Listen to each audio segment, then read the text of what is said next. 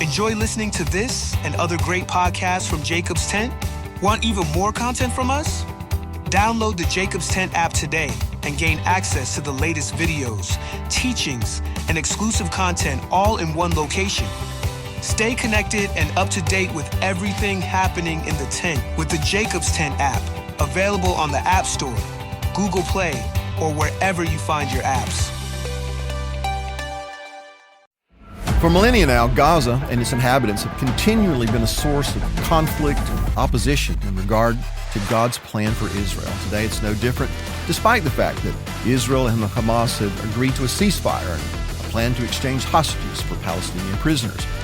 And yet, while men plan for peace, the Bible seems to say that we haven't witnessed the end of the conflict. This week's episode of the Weekly Scroll, we're going to discuss these things, and more importantly, how this small strip of land might play a role in the revelation of Israel's Messiah. Welcome to the Weekly Scroll, sharing biblical thoughts on current events. Scroll through today's top headlines with Bill Cloud as he unravels the political and spiritual implications of the world we live in, all through the lens of Scripture. Now, be encouraged, be challenged, and be ready. Well, welcome to the Weekly Scroll.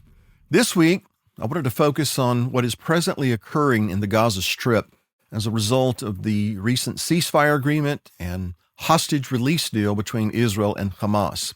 On Monday, thousands of Palestinians began streaming back into the northern part of the Strip after Israel lifted its closure. Palestinians were allowed to cross on foot without any inspection and then return to their homes, but with a warning. Israel has cautioned them that any transfer of militants or weapons would be considered a breach of this agreement. Of course, Hamas, true to their nature, is calling this return a victory for our people and a declaration of failure and defeat for the occupation and transfer plans. As it relates to those transfer plans, that's an interesting point that we'll return to in just a moment. Now, one mother of three told reporters that she had walked about 4 miles to reach her damaged but still habitable home in Gaza City, and that's where she saw her younger sister for the first time in more than a year. She and other families were among about 1 million people who fled to southern Gaza in October of 2023 as Israel began its military campaign against Hamas. In fact, it's been estimated that about 90% of Gaza's 2.3 million people have been displaced, at least according to some news agencies. Now, back over here, President Trump had this to say in regard to the current situation. Quote, "I'm looking at the whole Gaza Strip right now, and it's a mess. It's a real mess. It's literally a demolition site right now. Almost everything's demolished, and people are dying there." But that isn't the only thing the new president has noted about Gaza. As a man who made his fortune in real estate, it's not really surprising that he would have some non-traditional views on the future of Gaza. And having that perspective, Trump has said this: "It's a phenomenal location on the sea. The best weather, Some beautiful things could be done with it, but Gaza has to be rebuilt in a different way." In other words, he feels that something could be done to make the region more pleasant to the eye. And that's an observation that might have more prophetic significance than we could imagine. And so it is that the president's assessment of the situation has led him to raise a controversial issue, and that is the possible resettlement of around 1.5 million of these displaced persons. Trump said that he would like to see Jordan, Egypt, and other neighboring Arab nations increase the number of Palestinian refugees they are now accepting from the Gaza Strip and just, quote, "clean out the whole thing." Now, by that, he means he'd like to see a large part of the populace removed from this war-torn area in order to create a virtual clean slate. Trump said this: "Something has to happen, and I'd rather get involved with some of the Arab nations and build housing in a different location where they can maybe live in peace for a change." Noting that this part of the world has had many conflicts over centuries is why Trump feels that resettling some of the displaced persons might be advantageous, adding that this could be, quote, temporary or long-term. Now, as you might imagine, this transfer plan, going back to the Hamas statement from earlier, is being met with a lot of stiff resistance. Others in the region argue that such a drastic displacement of people would contradict Palestinian identity and the people's deep connection to Gaza. Jordan's foreign minister, Amin Safadi, told reporters that his country's rejection of this proposed transfer of Palestinians was, quote, firm and unwavering. Now, historically, Jordan has resisted any effort to absorb so-called Palestinian refugees, as well as these other nations. Now, back home, Senator Lindsey Graham, when asked about what Trump meant with his remark regarding Palestinians, said this: "The idea that all the Palestinians are going to leave and go somewhere else, I don't see that to be overly practical." But Graham also added that Trump should keep talking to Mideast leaders about what their plan is for the Palestinians.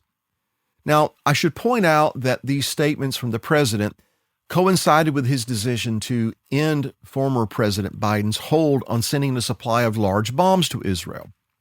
Of course, Biden had held on to these bombs in an effort to dissuade Israel from launching an all-out assault on the southern Gaza city of Rafah. Of course, a month later, Israel did just that and took control of the city, but only after the vast majority of the 1 million civilians that had been living there or sheltering there had fled.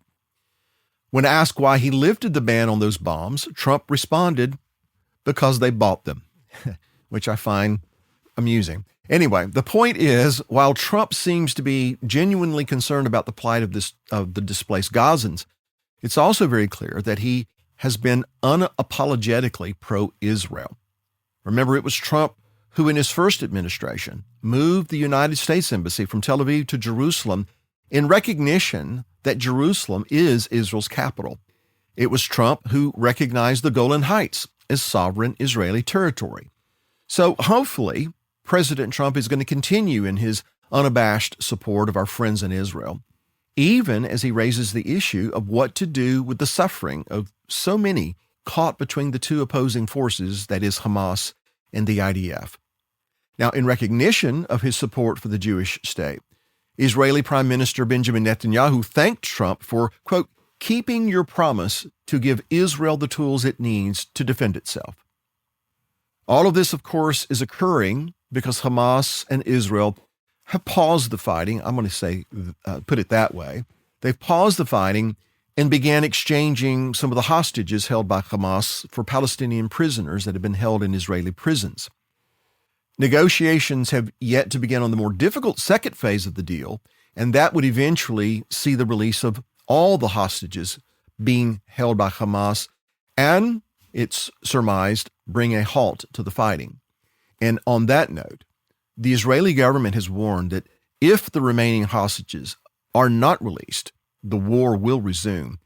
And that thought is what brings us to our main point for the day. All these men have their plans, and all these politicians have their statements to make. But what does God say? What does the Bible have to say? And particularly in regard to the Gaza Strip. Now, the word Gaza means strong, as in a stronghold, a strong fortification, which is very interesting considering Gaza's relation to Israel. In other words, it has always been a source of frustration.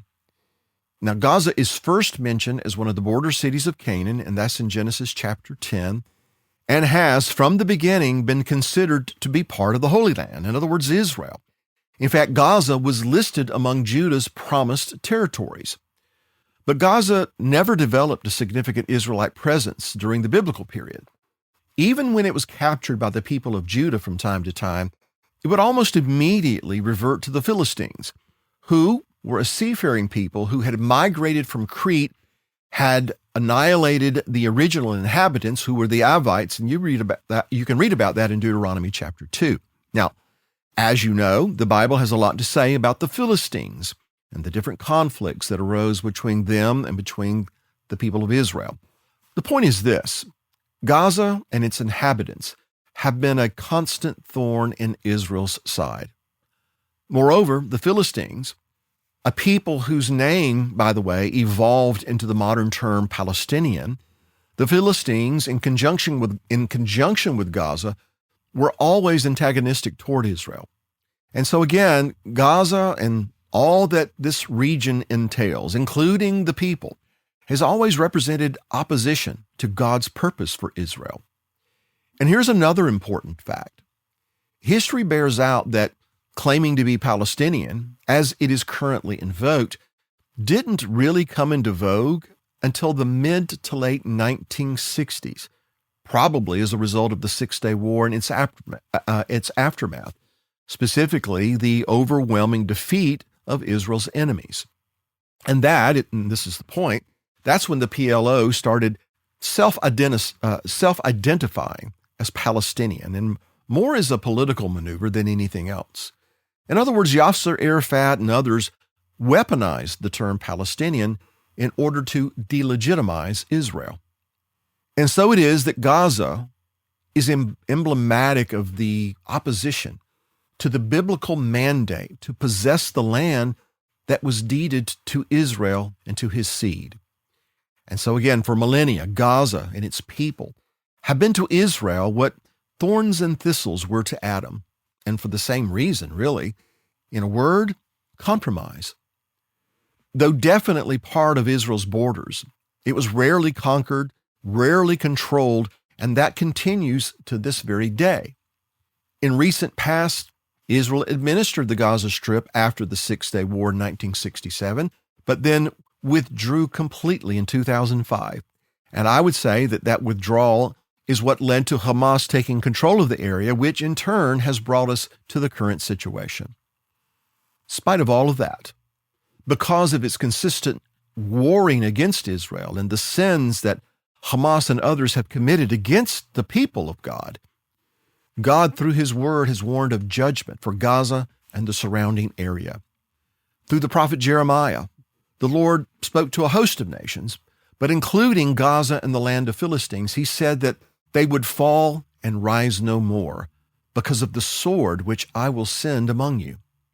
Through Amos, he said, for 3 transgressions of Gaza, and for 4, I will not turn away its punishment, because they took captive the whole captivity to deliver them up to Edom. But I will send a fire upon the wall of Gaza, which shall devour its palaces. I will cut off the inhabitant from Ashdod, and the one who holds the scepter from Ashkelon. I will turn my hand against Ekron, and the remnant of the Philistines shall perish. And then through Zephaniah, God said, for Gaza shall be forsaken. Woe to the inhabitants of the seacoast! The word of the Lord is against you, O Canaan, land of the Philistines. I will destroy you, so there shall be no inhabitant. The seacoast shall be pastures, with shelters for shepherds and folds for flocks. The coast shall be for the remnant of the house of Judah, and they shall feed their flocks there. In the house of Ashkelon they shall lie down at evening, for the Lord their God will intervene for them. And get this, and return their captives. That last statement is rather interesting in light of the present situation. The Lord will return their captives. Now, here's another prophecy from Zechariah. It says, Ashkelon shall see it and fear. Gaza also shall be sorrowful, and Ekron, for he dried up her expectation. The king shall perish from Gaza, and Ashkelon shall not be inhabited. The point of all these prophecies is, in spite of those who wish to see Gaza rebuilt, and maybe it will to some extent, we'll have to wait and see, and having it rebuilt, maybe their objective is in a better way, to build something different from our point of view anyway. Nevertheless, the Bible makes it clear that as long as the enemies of Israel inhabit that strip of land, it's marked for destruction. Now, I realize that is not the politically correct thing to say, but it is the biblically correct thing to point out. But I also want to add that there are some prophecies, including the one we read portions of from Zechariah, that say this: in spite of complete destruction, there will be a remnant in the land of the Philistines who decide to call upon the God of Israel. You see, the God of Israel always gives opportunity to anyone who would call upon him for deliverance to be saved, even if they live in a land that he has marked for devastation. There's no doubt in my mind that among the millions of people who call Gaza home, there are those who, just like you and me, want to earn a living, want to raise a family, and live in some semblance of peace. And perhaps if that were the goal of some politicians in the region, maybe they might reconsider Mr. Trump's considerations as far as resettlement. We'll have to wait and see how that all pans out. But my point is this: there will be those in the Gaza Strip that will call upon the God of Israel. And so then you and I, we should keep the innocent in prayer, knowing that God is well able to identify those whose hearts are ready to hear the truth that there is only one God and his Messiah is Yeshua. And on that note, I want to point out that Gaza was actually associated with the spread of the gospel, although it was only mentioned in the New Testament once. That's in Acts chapter 8, and it's in verse 26, when an angel told the disciple Philip to take the desert road from Jerusalem to Gaza. And it was while Philip was on that road that he encountered the Ethiopian eunuch, who was, it just so happens that at that very moment he was struggling to understand the prophecies that were recorded in Isaiah 53. And of course, most of you know how that story turns out. In other words, somewhere near a place that has historically been filled with hostility toward the Lord and toward his people actually served as a starting point for an Ethiopian to hear of the Messiah and of the grace of God. And then from there, the gospel was spread to Ethiopia and to other parts of Africa. So I don't want you to miss this very important fact. Gaza is actually connected to the mystery of Yeshua being revealed. Perhaps you've heard of the term Yesha. This is a term that's used in relation to the Israeli-Palestinian conflict, pretty much exclusively by Israelis, whereas the nations will use terms like West Bank or occupied territories.